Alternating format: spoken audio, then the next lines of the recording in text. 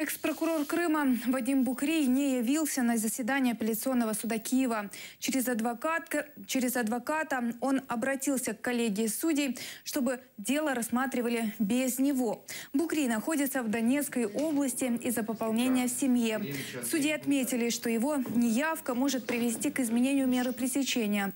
21 июля Печерский райсуд Киева арестовал его до 14 сентября, но экс-прокурор внес залог 826 тысяч гривен и вышел на свободу.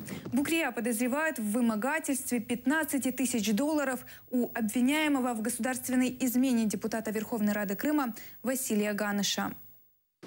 Я прошу вас роз'яснити вашому довірителю, що це принцип невиконання його зобов'язань з'являтися до суду. Він зобов'язаний з'явитися. Це питання, яке вирішується з його участю.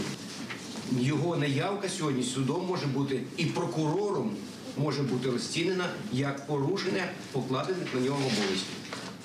Що потягне для нього, ви ж розумієте, який дасть негативно. Суто об'єктивні причини, які виникли в його сім'ї, це зв'язано з поповненням. У нього народився син. Будь ласка, що ви просите долучити? Це свідоцтво про народження дитини, характеристика Букрия, довідка про його місце мешкання і довідка про відсутність зареєстрованих транспортних засобів. Матеріали, які характеризують особистість. Ми приєднуємо, але без нього розглядати справу не можемо, тому розгляд справи відкладається. Його явка є обов'язково.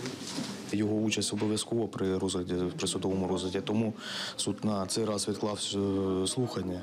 І якщо наступного разу Букрий не з'явиться, то буде до нього застосовано більш суворий, можливо, буде змінено навіть запобіжний захід. Тому відкладено на наступний раз, наступного разу. Я думаю, что он будет, и будем разглядать в полном обсяге.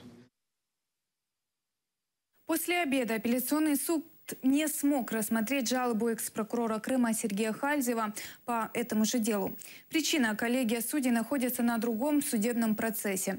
Заседание суда по Сергею Хальзеву перенесли на 22 августа.